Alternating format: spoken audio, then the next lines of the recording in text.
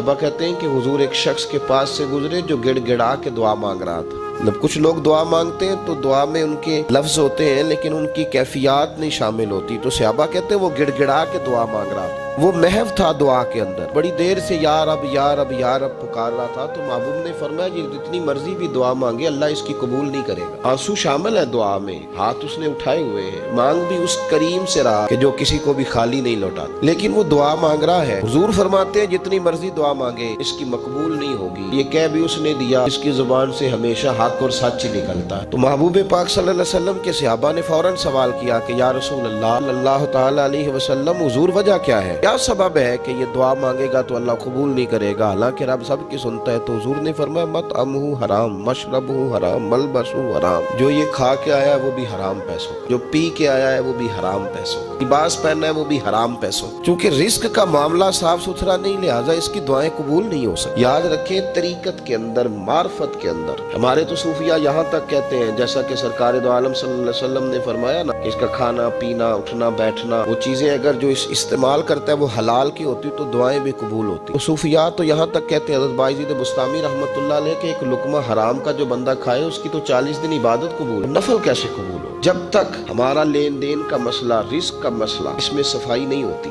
बंदों के हुकूक दबा कर 10 रुपए 5 रुपए 20 रुपए भी किसी के रख कर अगर हम ये समझते हैं मार्फत का नूर हमें नसीब हो तो ये मुमकिन नहीं। सूफिया तो मेरे भाई एक वक्त रोटी खाते थे, वो लोग तो कमजोरी दिखाते थे, उनके वजूद तो दुबले पतले थे। वो लोग जो थे वो बेचारे किसी का फेंका हुआ टुकड़ा भी किसी दरवेश का किसी मोमिन का इस्तेमाल कर लेते थे, लेकिन जिंदगी में उन लोगों ने कभी किसी शख्स को धोखा नहीं दिया, किसी का माल नहीं रखा। एक बात एक दोस्त ने एक दफा मुझे बात बड़ी मुझे अजीब लगी। उसने कहा कि एक शख्स का इंतकाल हो गया, तो वो जब उसको दफन करने लगे नाजा पढ़ के तो एक आदमी ने उसकी चारपाई पकड़ ली। उसने कहा इसने मेरा 45 लाख रुपया देना है, पहले पैसे दोगे फिर दफन करने दो, पैसे दे दो दफन कर लो। जोर से पकड़ी है, रश है, 3 बेटे भी थे तो जायदाद भी थी, सारा कुछ था। 3 बेटों से लोगों ने कहा कि तेरे अब्बे को वो दफन नहीं करने दे रहा, शोर है। और वो बंदा भी वो था जो बड़ा करीबी था उसका, उसके वालिद का पार्टनर था, ताल्लुकात थे। तो उसने कहा कि पहले पैसे दो फिर दफन करने दो। वो 3 बेटे कहने लगे किधर से पैसे दें, 45 लाख ही कह दिया। मैं तो अब्बा ने कोई नहीं बताया कि जायदादें हैं, मकान है, सारा कुछ है, तो भाई हम किधर से दें।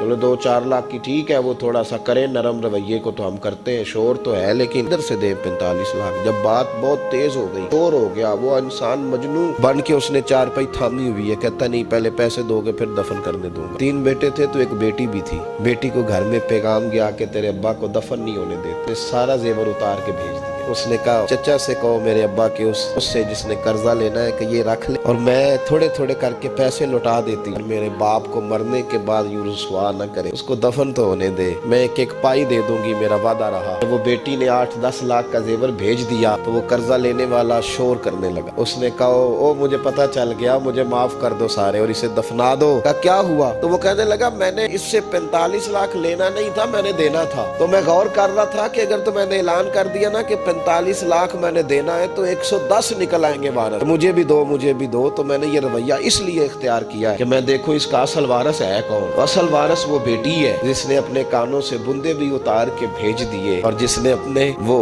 शादी वाले दिन पहनने वाले जेवरात पहली रात का वो उसने जेवर भी सारा उतार के दे दिया। उसने कहा कि बाप का कफन न मैला हो जाए, तो असल वारस भी बच्ची है। उसने कहा इसने मुझे वसीयत की थी हर एक को ना दे देना, मेरे असल वारस को देना, तो मुझे असल वारस मिल गया। अब मैं किसी और को नहीं दूंगा, इस बेटी को दूंगा, इसने बाप के लिए कुर्बानी दी। याद रखे जिन्ना ली तू पाप कमाए हो किथे नहीं तेरे कर दे। तो इस लेन देन के मामला अपने साफ सुथरे रखे तो मेहरबानी फरमाए। लेने देने के मामले एक हदीस बुखारी में बड़ी मजेदारी में नबी पाक सल्लल्लाहु अलैहि वसल्लम ने फरमाया एक भाई अपने भाई से कर्जा लेने लगा, एक दोस्त अपने दोस्त से पैसे लेने लगा। उसने कहा यार पैसे तो मैं दे देता हूँ पर कोई गवाह। उसने कहा गरीबों के गवाह नहीं होते, मेरा गवाह अल्लाह है। उसने कहा किसी की जमानत दे दो। उसने कहा मेरी कौन जमानत देगा, मेरी जमानत मेरा अल्लाह ही देगा। बात हो गई 1000 दिनार।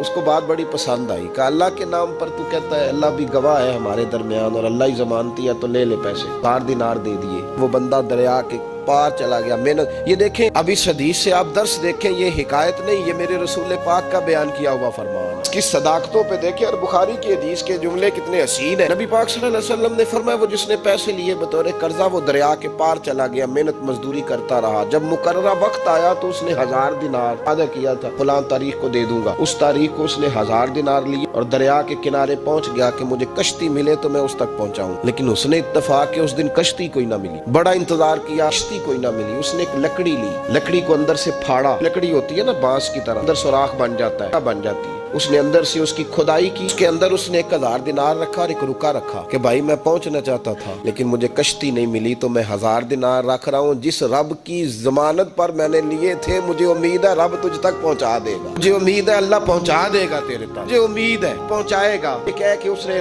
उसको बंद किया किसी कपड़े के साथ और बंद करके दरिया में डाल दिया। अब वो इंतजार करने लगा। वो जो शख्स था वो भी किनारे आया कि आज उसका वादा है, उसने आना है। लेने वाले को टेंशन होती है तो मेरे ख्याल है लेने वाले को भी बहुत ज्यादा ही होती है। आज लेने वो आ गया किनारे पे, पैसे आने, लेकिन कोई शय ना आई। एक लकड़ी बहती हुई आई तो उसने उठाई लकड़ी का, चलो पैसे नहीं मिले तो ईंधन तो मिला है ना, घर जाके लकड़ी जला के रोटी तो पकाएंगे ना। लकड़ी उठा के घर लाया, घर ला के जब उसको छीला, तोड़ने लगा कि टुकड़े करके इससे आग जलाता हूँ, उसने खोली तो अंदर से रुक्का भी निकल आया और 1000 दिनार भी निकल आया। रब करीम का अंदाज देखो कि दरिया कितना चौड़ा होता है और जो कागज होता है वो पिघल जाता है दरिया के अंदर, लफ्ज मिट जाते हैं। हर चीज को बाहिफाजत मेरे रब करीम ने पहुंचा दिया। उसने जब उसको खोला ना, 1000 दिनार भी निकल आया, कर्रा वक्त पे उसे पैसे भी मिल गए, वो बड़ा राजी हुआ। अब ये बंदा आया कुछ दिनों के बाद दोबारा 1000 दिनार का और बंदोबस्त करके लाया। तो नहीं उस तक पहुंचे कि कहीं गुम हो गए। 1000 दिनार का और बंदोबस्त करके लाया। मासूम आमना, हबीबे किबरिया, सैयद कौन मका सल्लल्लाहु अलैहि वसल्लम किस हुस्न के साथ अपनी उम्मत को हसीन अखलाक सिखा रहे हैं। नबी पाक अलैहिस्सलाम फरमाने लगे, गुलामों एक और 1000 दिनार लेके दरवाजे पे आया और दस्तक दे के कहने लगा, मेरा रब गवाह है कि मैंने कोशिश की थी पर मुझे कश्ती नहीं मिली। मेरा रब गवाह है कि मैंने हिम्मत की थी पर मौका नहीं मिला। क्या जानता है जिस रब की जमानत पे मैंने तुमसे पैसे लिए, मेरी कोशिश पूरी थी पर मौका नहीं मिला, मैं आया हूँ पैसे रख ले। उसने कहा, अगर अल्लाह तेरे और मेरे दरमियान गवाह था फिर वो करीम भी बड़ा है। उन्हें दरिया में डाले थे तो रब करीम ने बाहिफाजत मुझे पहुंचा भी दिए और तेरी इज्जतों को उसने बरकरार रखा है। दिल में तेरी गोया कदर बढ़ गई है। तो भाई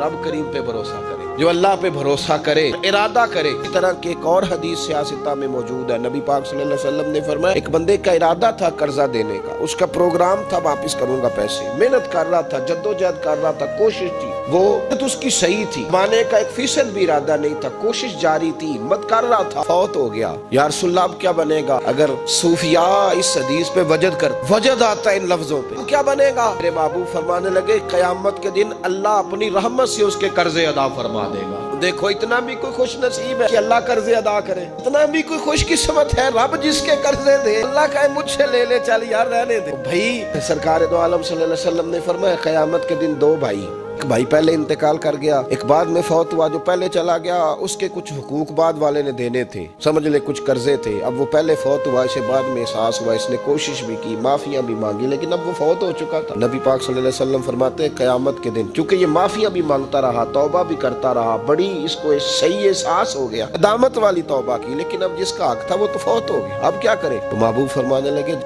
तो होगा ना, उसने देने थे पैसे जिसके जिम्मे हुकूक थे, लेकिन वो जिसके देने थे वो तो चला गया, कोई वारिस भी नहीं। फरमाया जब ये फौत होगा तो क़यामत के दिन जो पहले फौत हुआ था वो मुकदमा करेगा कि या अल्लाह इसने मेरा माल दबाया, मेरे पैसे लेके दे। तो रब करीम फरमाएगा, चल ये बढ़िया माफिया मांगता रहा, इसे माफ कर। अल्लाह फरमाएगा, अगर नहीं या अल्लाह मुझे बड़ा सताया, मुझे बड़ी तकलीफ दी, मेरे हुकूक जाया की, नहीं माफ करता। तो रब करीम फरमाएगा, जरा ऊपर उठना, चल बाद में बात करते हैं, उठ तो सही। वो जन्नत में एक महल बना हुआ है, जरा उसकी तरफ तो नजर डाल। उसने नजर डाली तो यहाँ तो कोई अच्छा इंजीनियर बनाए कोई मकान, तो नजर जो है वो हटती नहीं। तो जिस मकान को रब तैयार फरमाए, जिसको अल्लाह बनाए, उससे नजरें कैसे हटती होंगी? उसने देखा तो देखता ही गया। अर्ज करने लगा, मौला ये किसका मकान है? तो महबूब अलैहिस्सलाम फरमाते हैं, रब करीम ने फरमाया, उसका है जो इसकी कीमत देगा। कहा या अल्लाह कौन कीमत देगा? फरमाया तू भी दे सकता है। या अल्लाह मैं गरीब फकीर, मैं कैसे कीमत दूं? तो अल्लाह फरमाएगा, चल तू अपने भाई को माफ कर दे, मैं महल तुझे दे देता हूँ, तू माफी दे दे, महल तेरा हुआ। तो हुजूर फरमाते हैं 3 दफा बोला, कहने लगा, या अल्लाह मैंने माफ किया, या अल्लाह मैंने माफ किया, या अल्लाह मैंने माफ किया। अल्लाह फरमाएगा, फिर भाई का बाजू पकड़, वो एक महल नहीं, वो एक ही नक्शे के 2 बनाए हुए हैं, इसका बाजू पकड़, दोनों जन्नत में चले जाओ, मैंने तुम दोनों के लिए घर बना दिया है। اپنے معاملات صحیح کرنے کی کوشش کریں، اپنے معاملات صحیح کریں.